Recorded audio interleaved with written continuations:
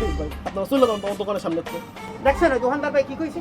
হ্যাঁ উনি কিন্তু বিরক্ত হলে আপনি জন্মের কেন নেবে এই ব্যাপারটা কিন্তু বাদ দেন। এই লন তো আরে দাদা ভাই, আপনি যদি ব্যবসাটা করেন আমাকে জানাইবেন, এই বিল্ডিং আমি থাকি। গাইস, এই দেখেন শহরের মানুষের সাধারণত বাসা বাড়িতে বসে এরকমই ব্যায়াম করে থাকে। এটাকে আমি ডাম্বেল বানাইছি।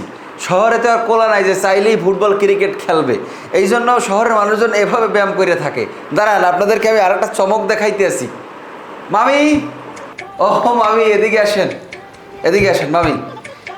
একটা কাজ করতে হবে মামি, শোনেন মামি, এই নেন এই ডাম্বেলটা আপনার হাতে নেন,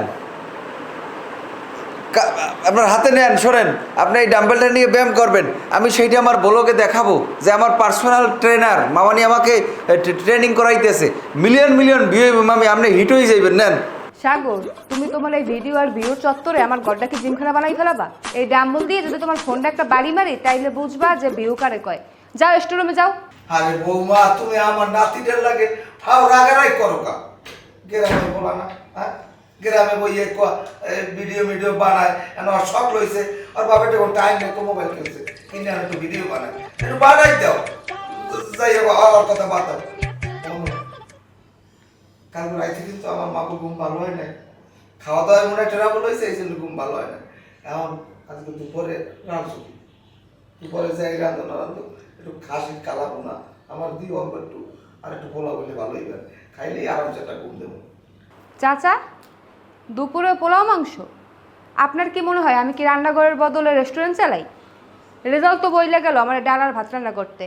আরে রেজাল্ট তো কইবি, ও তো কিপ্টের মহা সর্দার। হয় হয়, হ্যাঁ না, আমরা মেহমান আইছি গ্রামে গনে, আমাদেরকে ভালো মন্দ সবসময় খাওয়াইতে মূল্যায়ন করতে হবে, তার তো কোনো খবরও নেই। হে আছে পান্তা পাত আর মরিচ ভর্তা লইয়া, আর আমি আমার এই মুহূর্তে শরীরের মধ্যে পর্যাপ্ত প্রোটিন দরকার, কারণ আমি বিভিন্ন প্রজেক্ট নিয়ে আইতেছি, বিভিন্ন বিমা প্রজেক্ট, মানুষের সাথে দেখা হয়, কথা হয়, আমার প্রোটিন জাতীয় খাবার খাইতে হইবে। সেখানে খাসির মাংসের কোনো বিকল্প আছে? আসলাম ভাই, আপনারা যেদিন আসছেন বলছেন 2 দিন থাইকা চলে যাবেন, আজকে তো 3 দিন পার হইতেছে, যাওয়ার কোনো চিন্তা ভাবনা নাই আপনাদের? আরে ভাবি, আপনি তো দেখতে আসি কিসে বলেন, কেন যাব? এখানে কি যাওয়ার জন্য আসছি নাকি? ঢাকা শহর জাদু শহর, এখানে মানুষ আসলে যাইতে পারে। তাছাড়া আমাদের এখানে আত্মীয় স্বজন, আপনারা আপনাদের বাসায় থাকবো, এটা নিয়ে সমস্যা নেই। তাছাড়া আমার একটা পরিকল্পনা আছে, প্ল্যান আছে না, আমি তো ইন্স্যুরেন্সের কাজে আসছি, ইন্স্যুরেন্স করবো। আচ্ছা ভাবি, আপনারা কি একটা ইন্স্যুরেন্স করে দিতে বলি? দেখা গেছে আপনার কাছে একটা ইন্স্যুরেন্স করে দিই, আপনিও আপনার যে কোনো আত্মীয় স্বজনের বাসায় দিকে লাইফ টাইম থাকবেন, কোনো সমস্যা নেই। ওকে বৌমা, তুমি দিয়ে এককালে আমাকে পর ভাবতে আসো। তোমার শাশুড়ির যে জামাই আমার দুলাভাই, মানে তোমার শ্বশুর, হে থা মানে এই বাড়িতে, আমি তা অমান কথা। এখন তুমি কি চাও তোমার ওর এই বাড়িতে বাইরেই যাও? না চাচা, আমি কারো তাড়াইতেছি না, আমার তো একটা সংসার আছে, আমার তো একটু বিশ্রাম নেওয়ার দরকার আছে। বলেন, সকাল থেকে নাস্তা বানানো, ঘর গুছানো, আমি তো এখন আমার কাছে মনে হয় কাজের বুয়ো হয়ে গেছি।